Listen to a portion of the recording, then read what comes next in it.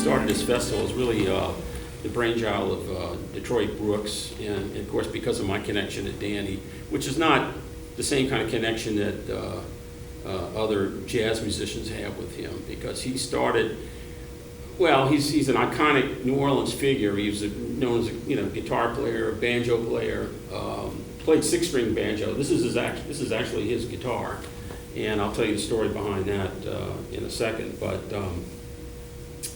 he played with Jelly Roll Morton, played with Sidney Bechet. So he was around when jazz, the whole concept of jazz was just being developed and formed or whatever. I think his first teacher was a guy named Emmanuel Sales, who was also a violin player, guitar player, and from there Danny, picked up the guitar and he started playing with lots of different people. He was also known as a historian. In fact, he was the curator of the New Orleans Jazz Museum for a long time. He was a storyteller, had many stories. He has a couple of books out. One I would recommend getting is A Life in Jazz, and it really gives you a really good insight into what was happening in New Orleans around that time, in the early 1900s when he was around. He had a wife named Lulu Barker.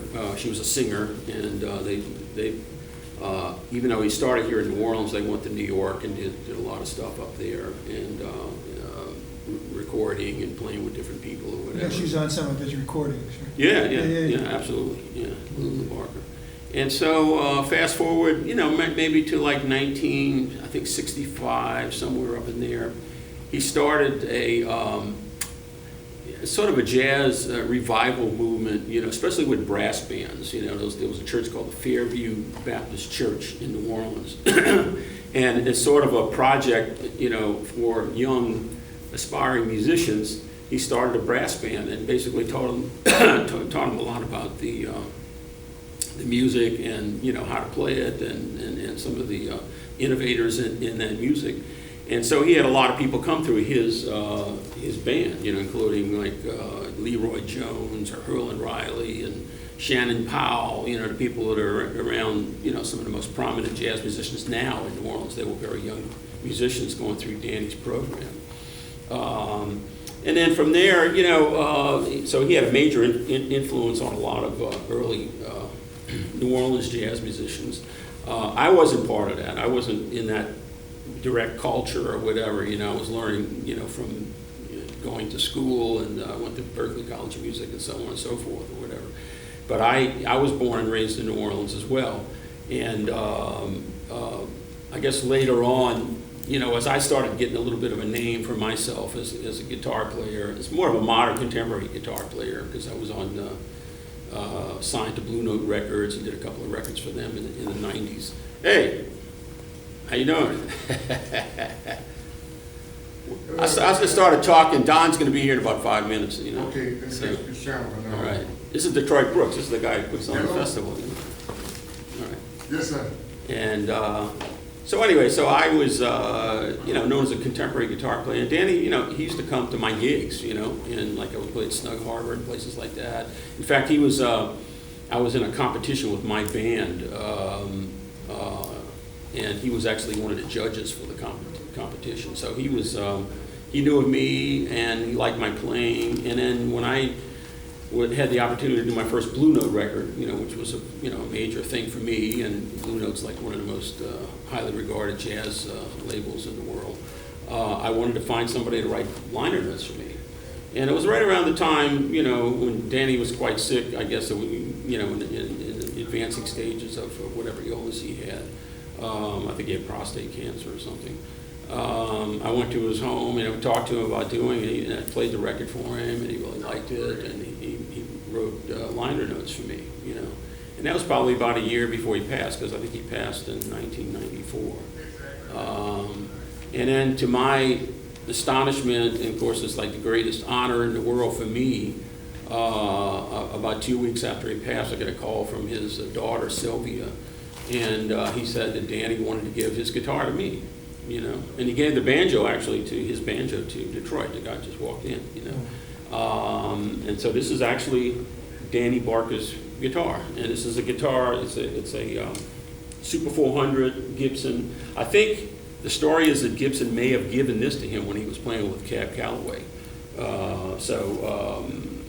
Anyway, and then I'm telling about you, man, because I got this guitar. I was telling him the history of this guitar, and then you got Danny's banjo, you know. Yeah, I have it, and it's ripped. It needs to be repaired, it's in terrible right? condition because of this. You know, I left it at my house. Right. And it's an amazing thing. I put it in the attic, and the water went over my Right. roof. So Yeah. The banjo. Doing Katrina and all that kind of stuff. And I picked the ball that was there in the case, and I brought it to Sal. Oh, okay. So Sal said he can redo it. He can't do it? He can. Oh, you can? Yeah, he said it'll take him 10 years. Yeah. You consider the source? You know the thing? Right. Sal, and he's always busy. So, but he said he will, and he's we trying to raise the money now to get. He said about $2,000. He can. Oh, really? He can put Okay. it back in playing condition and everything. Okay. You know, All right, but yeah. most likely it'll go in the museum. You seen the guitar? Which one? The guitar that Danny's other guitar. I know. It's in the museum. Esquisito? Yeah, he gave it to me. Oh, he did? Yeah, he Okay. gave it Because to I me. was thinking, hey, Don, this is Don Vappie. Come on in, man. Hey. All right. Ingrid wanted a T-shirt. Yeah. Oh, okay. Lucia? Yeah. Okay. Yeah, I know I had another one. Somebody told me the Esquisito guy, and you put it in the museum. Yeah. That's funny because that's what I was thinking about doing as well. Is put when I pass or whatever, I don't know, just give it to the museum. As well. And you can put it in there, and it's like a. And come and take it out when they'll give me the keys. Yeah, they give you 2 years. They'll give you a couple of years, you know, to put it in there. And Hey man, how you doing? let it ride for a couple of years, and so that's just for 2 years. Oh, okay. And they sign your paper. All right. And give you permission to do that. Yeah. But I Well, I feel, use it. You know, people call me to use it. You know, like Matt Lemler always wants me to use it when he does like stuff. and it's good, Sad man, when you do things like a and solo gig. Yeah, well, I play 7-string guitar, so I don't always necessarily play it unless it's like special occasions like this, you know, the Danny Barker Festival. I'm gonna play it. I have a little set with my family, my son and daughter. We're gonna do a little thing at the U.S. Mint on Sunday. I think it's 3 o'clock. 3:30. Yeah. So Yeah, I got I'll definitely use it for that. And Guys, let me get it. Okay, that package. oh yeah. Thank you. Anyway, let me introduce the great Don Vappie. This guy is probably the best New Orleans banjo player in the world, at least in my opinion. You know, Yeah, and a lot of other I people's agree. opinion too. You know. Thank you. Yeah, where are you coming from? You had another rehearsal? At the rehearsal. Yeah. Okay. Sorry about It's that. always good to have a rehearsal. I know. Especially with all the trucks. Usually in New Orleans, the gig is the rehearsal. Right. That's the way it used to be. I know. Yeah. So I anyway. texted you, so Oh, you it did? might have been me. Oh, no. I'm here. I get those Clarence and Brian Kazir, man. They like to get into, you know, texting back and forth. You know, oh yeah, it was great. Yeah, good. Anyway, so I was just telling them a little bit until you get here. I was just telling them a little bit about my relationship to Danny Barker and how I came about getting in the guitar. You know, Yeah. and like I say, after a couple of weeks after he passed, Sylvia called me and.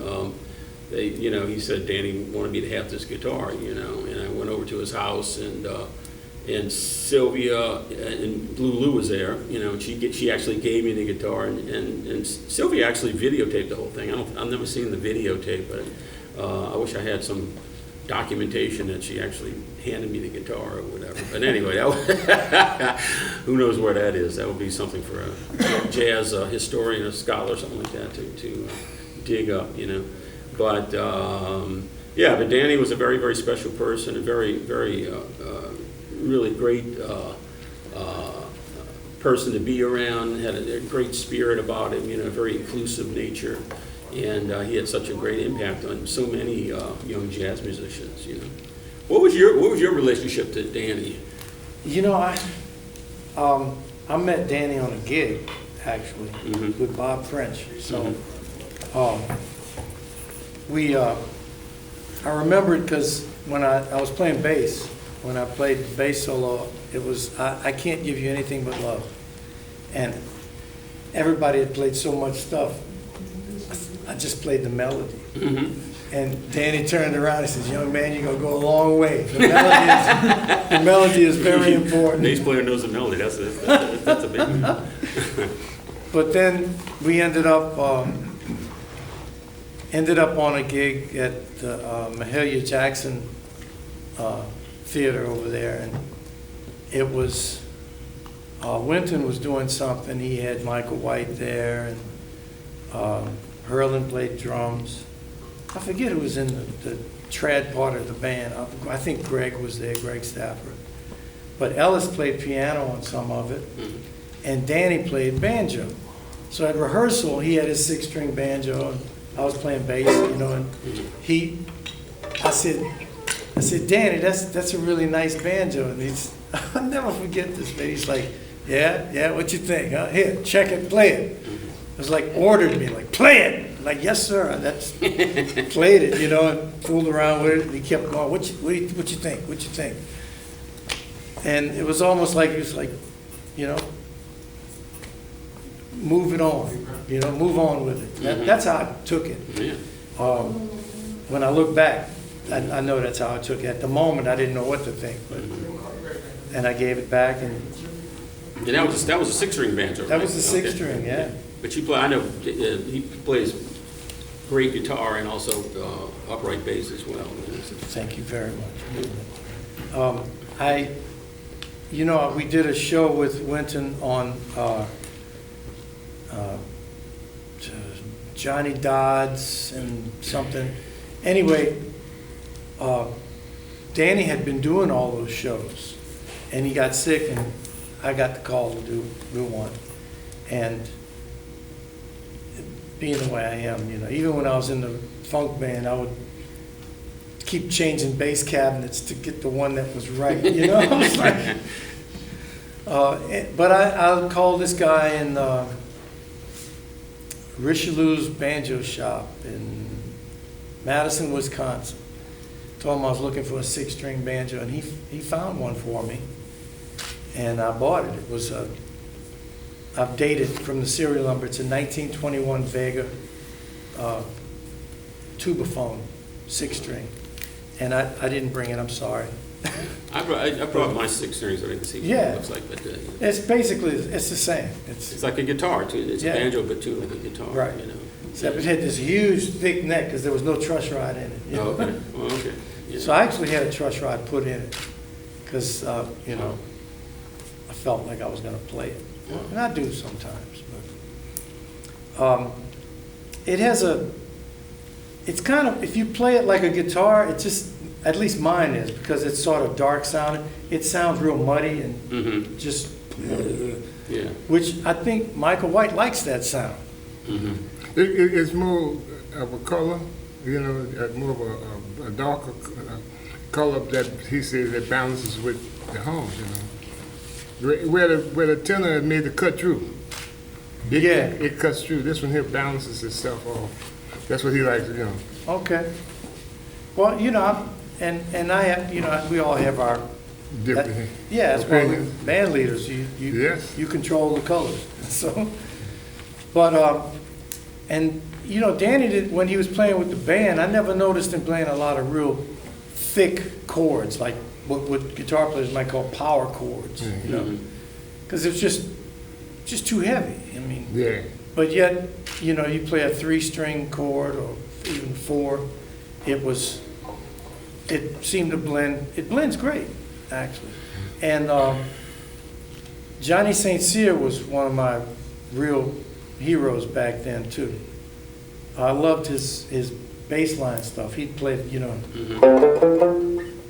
I'm playing guitar. Wait. That kind of thing,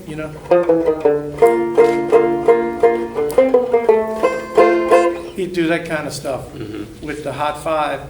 But there was no bass player on the recording, which made me wonder what would he be doing. He had a bass player, right? Yeah. But it's still above the bass a little bit, It's a different sound. So, and he also did these, like in I think it's Canal Street Blues. It might have been Bill Johnson playing, but like when the clarinet's playing a solo, he's playing this line. It's kind of like a bass line. So I kind of like that, and I always did like that. It kind of reminds me of the griot playing the goni or the halam. So I incorporated some of that style of happening into my playing with the bands, and but I'm sort of from the Alvin Batiste school in that if you hear it, it's right. Yeah, Yeah. He used to say that. So well, tell them a little bit about because I brought this, Danny played six-string banjo, because I guess he maybe started on guitar before he maybe played banjo? I think so, yeah. And then what is that evolution between the six-string banjo and the four-string, and then of course the tenor banjo is the one that's, the trad guys really like because it cuts through so well, right. and it has that characteristic kind of sound. The voicings are different, and but what is the history behind that? Well, when you that I got from a book. Yeah. Yeah, I read. Yeah, I guess we I weren't read around. too. Yeah. But Karen Lynn wrote this book called That Half Barbaric Twang. And it's an interesting book because when she looks at banjos in society, and it's how they got from the South up, slaves had them and brought them up. But the evolution of the banjo, is sort of directly connected to the Industrial Revolution.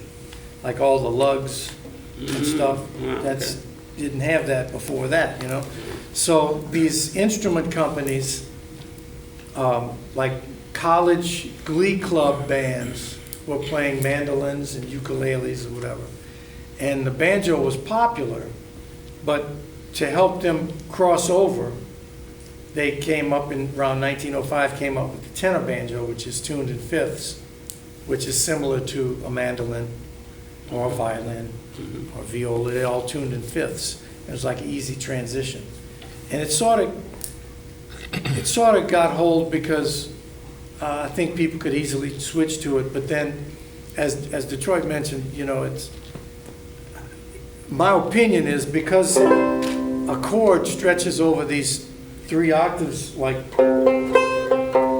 and there's space, like a fifth, a sixth, and so it's so open. It's like if you played it on a piano. If you played a tight chord or you played an open chord, it sounds so much bigger. So I think that it gives the harmonics a chance to fill in things and just cuts better. Yeah. That's my opinion. Yeah. Anyway. So Joe Sweeney was the one that created the banjo with all the metallic. Who's that? Joe Sweeney. Oh yeah. Okay. Yeah. That's why they called it banjo. It was Joe Sweeney. Okay. Yeah. He was the one that created it. Yeah, that's another. And they used to be called a banjar. I've heard people relate to it at that. Well, banjo was the original name in Africa. Was the original name of banjo. Yeah. And then when it came to America, and they put all It the evolved resonator. like our names Right. after Ellis Island or whatever. Put the resonator and all of the, And a lot of people call this a gitjo. A gitjo, yeah. Gitjo. So Yeah. that's kind of where all that went, and but there's even with the 5-string banjo, which may be the first, because there's a famous old painting of a grandfather and a grandson, and he's playing the banjo. But in the painting, the drone string is down here. So I'm not sure if that's something on purpose or just the person painting just put it on the other side. Yeah, right. You never I know. think most of them on top, right? Yeah, because it's a high string. Right. The style that Earl Scruggs, the 3-finger style, does that king with that high G up it. Maybe the artist was a left-handed banjo player. Yeah, it could have been, but he was right-handed in the picture. Yeah, okay. Anyway, there's all this discussion. Scholars can really figure it. They can talk about peanut, man. Yeah, right. They can just. Oh, yeah. Before we forget, Don was, what was the award you received, Dr.? I got the 2021 Steve Martin Banjo Prize. Yeah, no, that's fantastic, man. Thank you very much. And I'm being inducted to the Banjo Hall of Fame in September. Right. In 22. So that's in Oklahoma City. There's a banjo museum. I'm being inducted into parish prison. Leave Pay my taxes. room for me, bro. When I got the letter, you know, they used to give one prize, then they start splitting the money. It came with some money, to be honest. It came with $25,000, which was great. Wow, nice. Because I could fix my roof after Hurricane Ida. Which was perfect. The insurance never comes through. So, but it's like, they sent it in a FedEx envelope, and it was Alan Mundy's. He's a 5-string player, played with Jimmy Martin and stuff. And his letter, Dear Alan, I'm like, oh man, they sent me Alan's letter. So I was like, man, y'all made a mistake, you know. And then they were apologizing, saying that they got the letters mixed up. Oh. So it's still kind of interesting to feel like they gave me something like that. But Too bad they didn't give you somebody a check that was $50,000. yeah, We're sorry, but you can keep the check. Keep I the could have check. cashed. Yeah, you're right. Yeah. I always wondered about the aesthetics of the instrument itself, the skin, the heads on it, and is there a certain pitch that you try to tune it to, or is it just a random, I like this, you know, I like the way this sounds? I think it's a combination of both. So you actually take time tuning the head? Yeah. When I was experimenting with it, because the first banjo I had was made by the Slingerland Drum Company. It cost me like $300 or something. It's from Werlines, you know. Yeah, we're And it had a plastic head on it. And no, yeah, it did have a plastic head on it. So I played it for a long time like that. And then I was on tour. I was traveling with Preservation Hall, and a lady in North Carolina came backstage and she says, look, I got a banjo my grandmother bought, and she never learned to play it. It's just sitting in our attic. I'd love to give it to somebody who could use it. I said, ma'am, I would use it, believe me. I would use that banjo.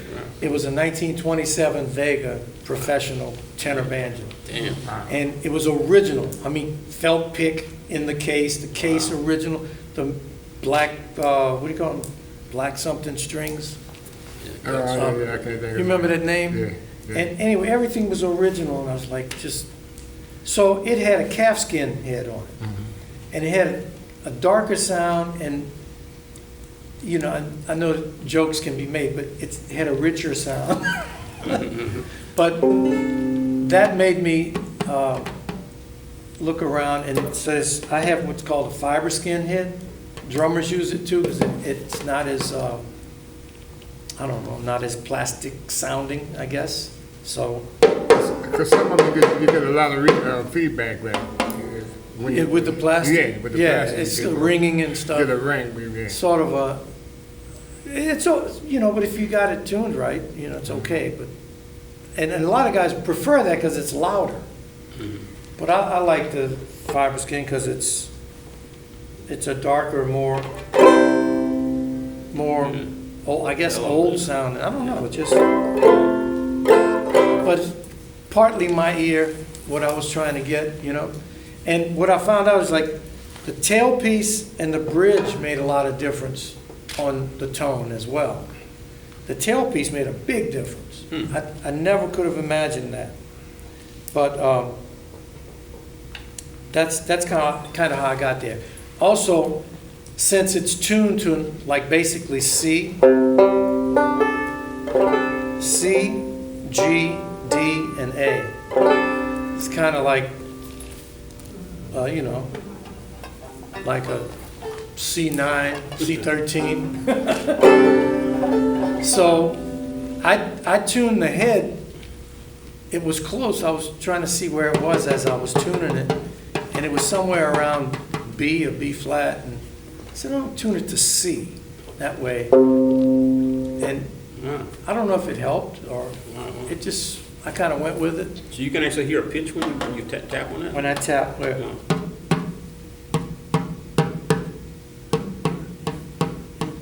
So Don, just tightening up the head tunes it up, I guess? Yeah, like a drum It's just head. a drum, yeah, drum It's head. just a drum with strings on it, you know.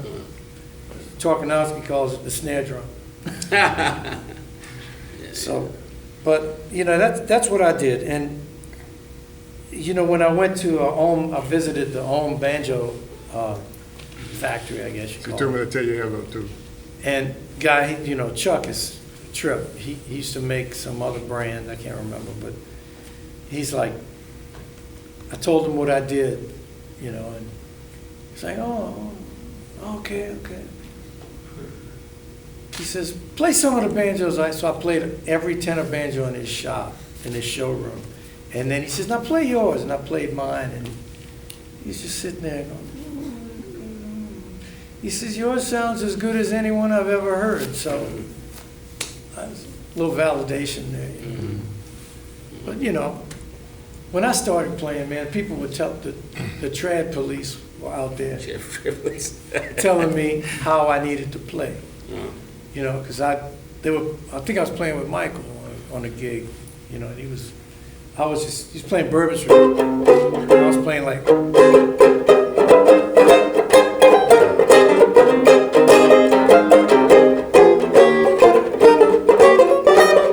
you know, I was just playing all kinds. Too much move. Yeah, this cat's like, man, you know, the banjo just does. And when he did that, in my mind, I saw a train crossing. Ding, ding, ding, ding, ding, ding. Which was cool, because, I mean, Freddie Green did that, but it was a different, Right. you know. Yeah, I mean, you were innovating, man. The banjo's so percussive, you know.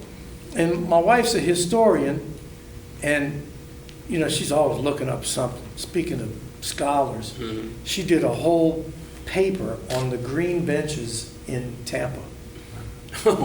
Like one of her professors gave her that assignment as a joke. Yeah. And she found all this information. He was like shocked. You know? Wow, that's great. So anyway, she's looking back and listening to music from the islands and all. And it was about, I guess, 3 years into me doing this. And she says, you know, you sound more like a Caribbean banjo player than a jazz banjo player. And she's jazz based on what she heard here. And then she says, but that makes sense when you think about where it came from and the Creole culture of the New Orleans and, you know, Southeast Louisiana. And I thought, yeah, it does. So Yeah, it's a good point, man. that's kind of where I went, you know, because, you know, if you want to be honest, a lot of the trad stuff that goes on here, a lot of guys get into it for the money. And I never got into music for the money. So any dispute I've ever had with any musician over something has always been between my love for music and maybe their love not so much for the music, but what they think someone wants to hear. Yeah. I even got into that at preservation halls, like, well, people want to hear this and that. Or I said, no, man, they come in to see New Orleans. There I go. Pretty baby, you ought to soul. That's natural. I could finish it. That's your term. I love that tune. James Moody. Yeah. So yeah, that's a good point. So who told you that, or at Preservation Hall? Oh, people would come there and sit in front of us and look at me and say, "You're too young to be here." I'm like, man, I am older than the people who were playing here when they started this place.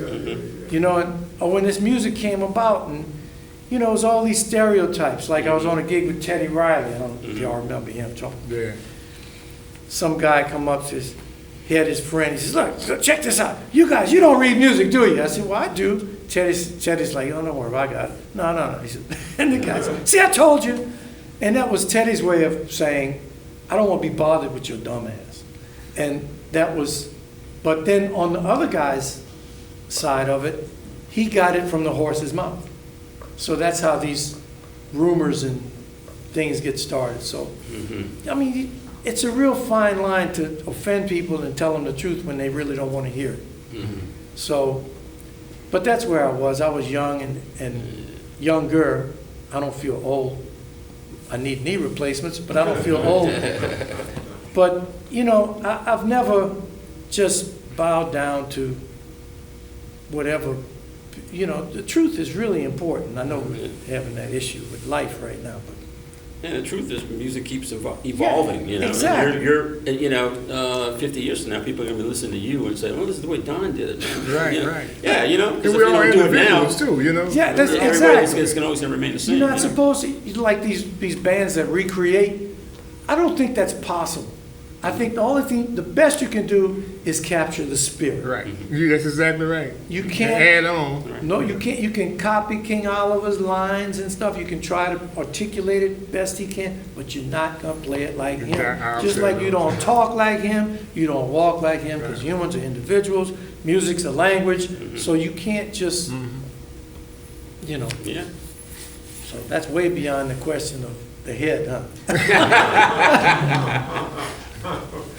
So, And does the, But I enjoyed it though. it's connected. Enjoyed the ride. But everything, it's connected, man, music is connected to life. And that's really the dominant African element in New Orleans music, is the music is connected to the dance. If you don't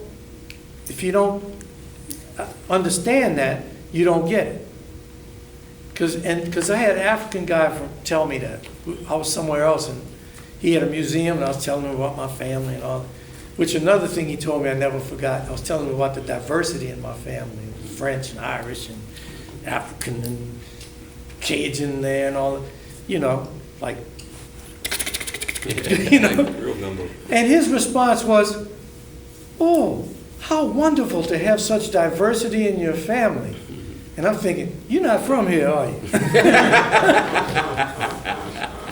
But, you know, that was cool. But I got some music from him, and he told me when I listen to it, don't separate the dance from the music because I won't understand. There's some ceremonies they had in Africa throughout his life, his, you know, adolescence and different stages of life he got to. So, and when he said that, it's like all of a sudden I kind of understood New Orleans music a little better. You know, like sometimes my wife, well, I shouldn't say my wife, I already did.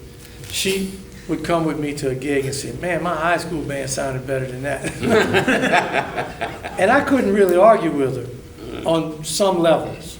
But on another level, there's a groove that happens that just naturally happens inside of all of us when we start playing, even if we're a little out of tune or we're never off time because it's connected to the dance.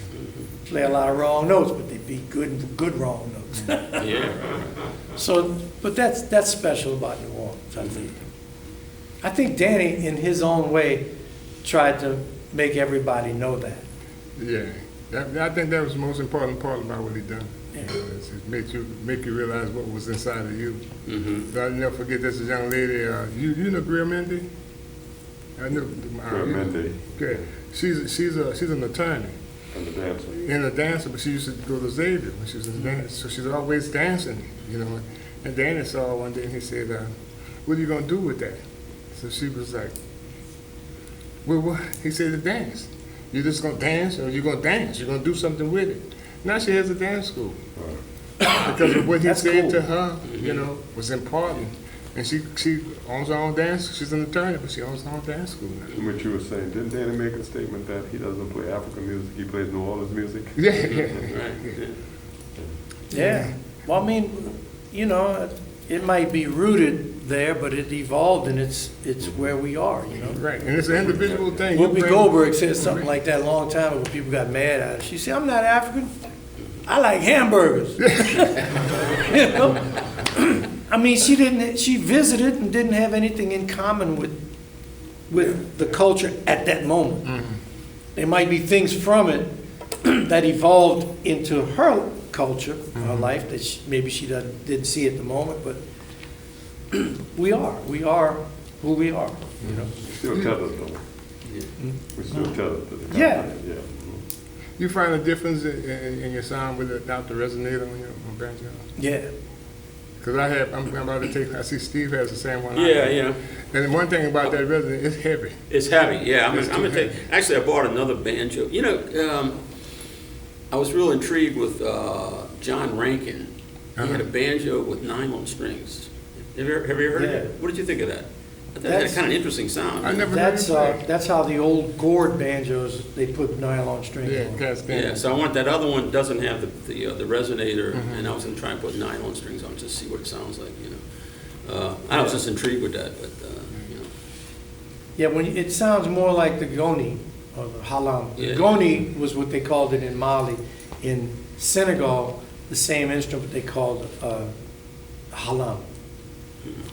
So it's just a gourd with a stick, and the strings are attached, and there's this little bridge here, and there's a skin over it. And skin, the bridge, the strings across it here. But they tune it with a piece of leather, Yeah. and that's how they tune it. See, if I took the resonator off of this, man, it's got this It's ornamental sharp. thing. Yeah, Yeah. and if I'm holding, it's like It it can cuts dig your- into my cuts your thigh arm or when you whatever, you know, shoot, so. yeah. But it is heavy. It's It makes really heavy. it makes the sound a little darker because Yeah. there's sound coming from the back as well. See? And the resonator actually takes that sound and brings it out front. Yeah, it projects it out that way. Yeah. But I notice sometimes when you play, you kind of hold it away from your body. Danny used to play, he used to flip it out from his body. Oh, really? Yeah, because Flip it in it the projects body. better. What do you think about the kora? I've seen some great players, you know. I saw one just recent, Sona Jabate. Oh, Jabate, yeah. I've been trying to tell him about her for the longest. Yeah, I couldn't make that out. That family, man, Jabate, that's a Griot family. Yeah. Because I played with his, I don't know if it's a cousin or whatever, but Sheikh Kamala Jabate he's in DC, and they're really proud of the griot tradition.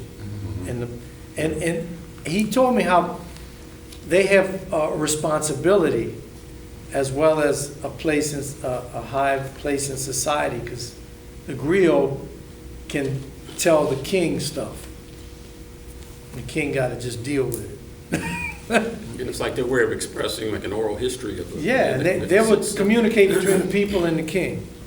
Plus they would, like the history and all too. We had Maura Kavik came here, that was several years ago, maybe like 10 years ago, and he did like a clinic, and he talked about that, how these songs just keep going on and on, as the history grows, some songs would be really long, trying to, resurrect the history of. Yeah, and it's a way of reminding the younger generation. Right, too, right. Because we get away from, man, I've heard some guys with the Creole language, when they're speaking the what you call it, Patois. Patois. And some Yeah. of the families like, now we don't want to be associated with that, Right, well, But that's, it's a classic thing with Albert Nicholas and Kid Ory. Nicholas spoke this, perfected French, and Ory spoke more of a patois, which was actually more of a Haitian dialect, which you think about the migration, yeah, that's normal. It's the Haitian dialect. So, but, it was like he speaks the trash language, But, that's, we taught like that. That's the American way. Doesn't all America speak trash English? Right. Well, As opposed to people from England? speaking Yeah, I know what you're regular saying. Well, even your computer recognizes it now. It's like American English or British English. Because I don't understand some of the words. I got the subtitles on when I watch BBC stuff. So that's a really basic acceptance of languages developing and evolving wherever they are. Sometimes they evolve into a point where they should be called a separate language or a version of a language, because that acceptance of that keeps us from thinking or trying to apply labels like uneducated and ignorant to other people. Because I've heard, we stopped a bus somewhere in Tennessee and I didn't know what that man was saying. Why y'all get on like, what? But I didn't think he was nothing of it. like, thank you, because I knew he couldn't, there was no way we were gonna communicate, so I just went and asked somebody else. But the same thing happens in the UK. They have that, what, Cockney accents and stuff. Yeah. Oh, go free wine, home wine. I was like, what? And that Irish, I was in an airport one time and I heard these people talking. I know to speak in English, and I'm trying to pick out. I heard that word, Yeah. You know, it's like I couldn't figure out what they were saying. It's really different because, in fact, my good friend in London told me something, because, you know, Boris Johnson's in trouble for having COVID parties, right? So he said, this Irish politician was on TV, and he says, well, he admitted it. He admitted it, and he admitted that he did it. He admitted and he admitted it. I was like, what? But, you know. There you go. There you go. again. Man, we should try to play something. Y'all gonna say y'all wanna play something? Let me play the piano guitar. Let me.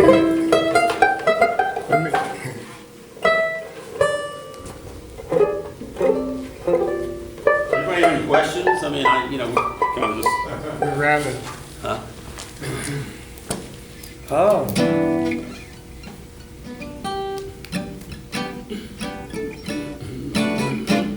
Want to smile? Yeah. Yeah, You doing G? sure. Okay. You want the melody? I was gonna try and demonstrate how Danny comps on that tune a little bit. You know? Okay. Right? Right on it? Yeah. Okay. I would like. Yeah.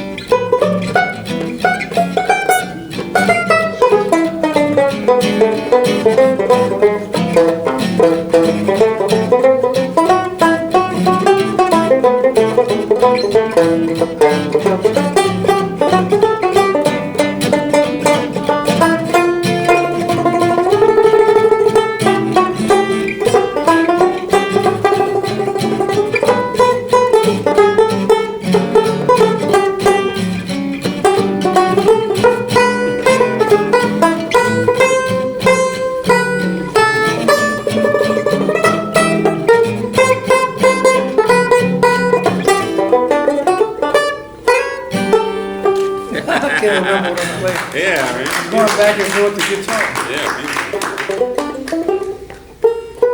Yeah. That's what I noticed when I was listening to that recording of him, you know, whenever you get to that 6th chord, you know, the jazz, the modern jazz, is always, you know, E7 flat 9, he always plays with that 9 on there. Yeah. You know, but that's like a.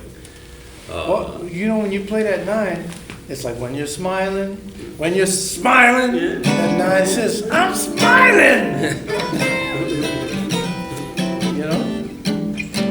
You know, Alan Toussaint was really good at that, man. Yeah. You'd play like a D7 or something. He said, no, just play a D. Yeah. Because Yeah, right. the Yeah. lyrics or the moment, he said, no, not a D7, a D. Yeah, right. You know. And Yeah, he was amazing.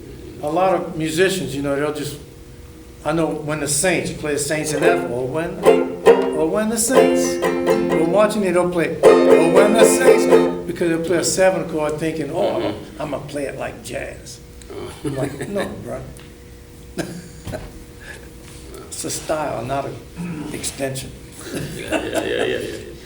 So, You know, I wonder, Steve, Yeah. the gauge of strings that you use on a larger body guitar Yeah. like that, I think that must be 3-4 inches wide, the width of the body Yeah. itself. I can't remember when I changed the strings on this. I might have gave it to, because when I got the guitar, like Detroit when he got the banjo, you know, it wasn't playable like at above the 12th fret. A lot of those Gibson guitars, like the cross rod, would end right here. Yeah. And man, it would just like I had to have it worked on, you know. So I took it to Todd's Music, you know, and they worked on it and got it playing. So it actually, you know.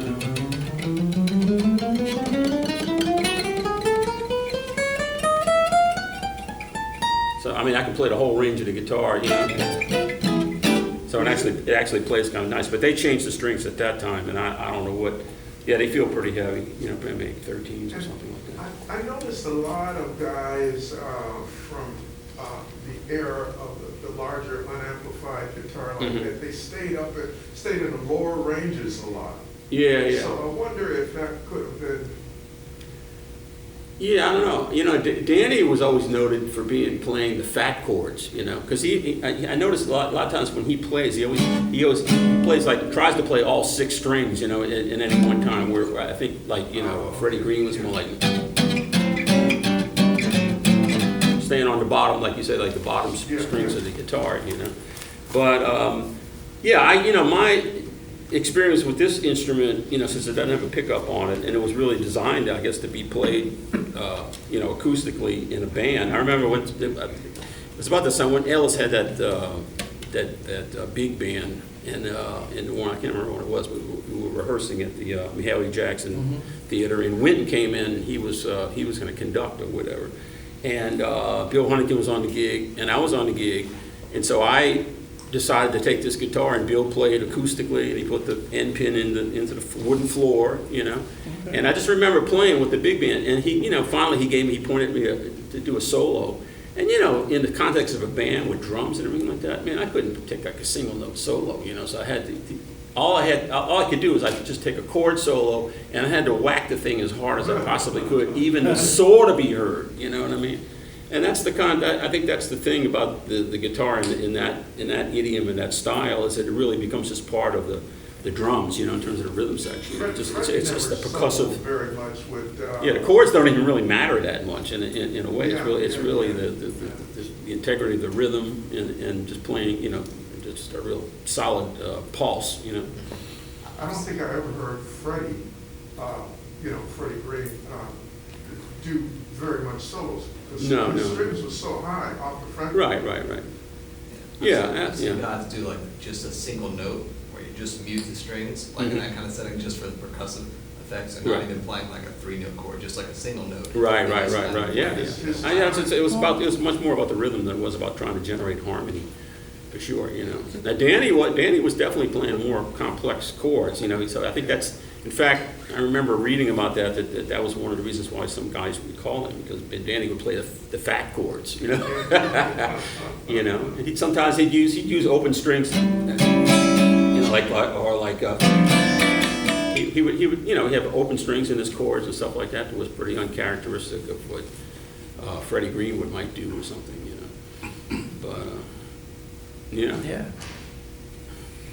As a bass player, if we want to try to get more volume out of the bass, we end up raising our strings a bit, put more pressure on the bridge. And there's a sound post in there though, so then when we play, it kind of transmits more vibration to the top and the instrument. So maybe that was the same idea with the guitar, acoustically, to try to. It's funny, those F-hole guitars project a whole lot more than a O-hole. Yeah, yeah. I mean, something about them, man. They shoot way out. Yeah, and I think this was actually the largest instrument that Gibson ever made. You know, they call it Super 400. You know, and I think it was made to be played in that kind of context. You know, it wasn't really made to be played single note solos and stuff. You know, because it just gets lost. You know, but I bought a Super 300. Didn't come out until 1939, about 38, 39. Up until then, you know, there were several makers, and they said their projection was the higher the string and the, you know, a stone pick or really hard plectrum. Yeah. I thought it was interesting when you were talking about, because I used to go to Worline's music lessons, you know, stick the magazine bus and go to Worline's. And I remember looking in the case, and they had these felt picks. Was that meant for banjo? I think they were mandolin, maybe. Really? Wow. But you know, the only you time said you mentioned that banjo you got, it came with a felt pick. Well, it had another one in there too, but it did, okay. I never saw people play with. The only time I really used a felt pick, y'all know what an auto harp is? Oh, yeah. It's like this harp-looking thing with buttons. Yeah. Right, Press the button and you strum it. They use felt picks for those. Okay. Maybe it keeps it quieter if you It's not quite. It's more. Right. You know, these high-end ukuleles from Hawaii, they use felt picks. Oh, they do? Yeah. Oh, okay. Yeah, interesting. Yeah. Now we use all kind of picks, man. I remember. Yeah. I mean, tortoiseshell. That was the bit when I was at Berkeley. Right. Everybody was into tortoiseshell picks, you know, and it's all kind of. I used to make my own picks, and it was the bottom of a coaster for a Corningware coffee pot that was made out of this plastic, and man, and it was the right thickness, man. And I used to take that and carve it out and make my own picks from it, you know, until I had to buy another. Actually, I was using my friend's coffee pot. He said, I don't know where I could probably make about 5 picks out of this. Anyway. I bought some Kevlar picks. Yeah. Wagen, I think, or Wagen, is W-E-G-E-N. Yeah, Wagen. Yeah, Wagen. Yeah, those are gypsy picks, right? Yeah, they make the thick ones and they make the little thin ones. Right. And they last forever because they don't wear out. Yeah. We used to joke, says, yeah, man, this is Kevlar pick. Right. Somebody starts shooting at you. Right. Yeah. No, you can't hit me. Yeah, right. Kevlar. Get this, yeah, right. Yeah. Then there's the $50 pick. You ever seen that one? It's made by somebody gave it to me as a Christmas present, man. It's made by Blue Chip. You ever heard about that pick? You ever heard of that? I remember you mentioned. Yeah, it's $50, man. But it never wears out. And I said, well, I'll lose it way before it wears out. Yeah. But the Wagen pick was 17. I dropped one, lost it, and then the lady went through with the vacuum cleaner. I'm like, oh, no. Yeah, Rufus turned me on to those wooden picks. What was that company that we got those picks from? Etsy. Okay. Etsy, that's where, you know. Yeah. They were interesting picks. Most of them were made out of wood. Yeah. I used to make mine out of wood too a long time ago. I got a couple made from reindeer hoof. Oh, really? I got them in Paris. It's kind of Poor reindeer, man. Anyway. It's like he went to the nail salon. You know. Oh, okay. The hoof salon. You know. I don't think they kill the reindeer for the pick. Right. Yeah. But, you know. Cool.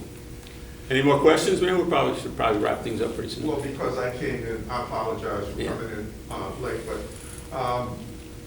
I know I used to watch Hee Haw, all those shows with, you know, a lot of pickers. just, you know, a lot of great pickers over there. And I remember Roy Clark, he would always have these things, you know, little finger. Finger picks. Yeah. Some of the guitarists would use those too. Yeah. And I think the sound was big. Yeah, You know, it is. almost a clackety sound. Yeah, it's funny, we had, a couple of years ago, when Bill Fleck was coming through, playing with the LPO, and he did a clinic here, you know? Yeah. And, so I watched him, you know, and of course he does that three-finger thing. He has the metal picks, like one for his thumb pick, and then he has one for each of these fingers, you know? And I was thinking, that's real similar to the way, I kind of do that stuff myself, you know? I don't use the picks though, but I wish I had something where my nails wouldn't wear out if I play them too much, but Bill Fleck plays like a five-string banjo, right? You know, Five-string, He's definitely more coming from that hillbilly. He's kind of bluegrass bluegrass, world. yeah. One of his teachers was Tony Trishka, who's also killing. And they both actually think they love to go outside of that into more of a, I don't want to say free jazz, but a more modern and, Yeah.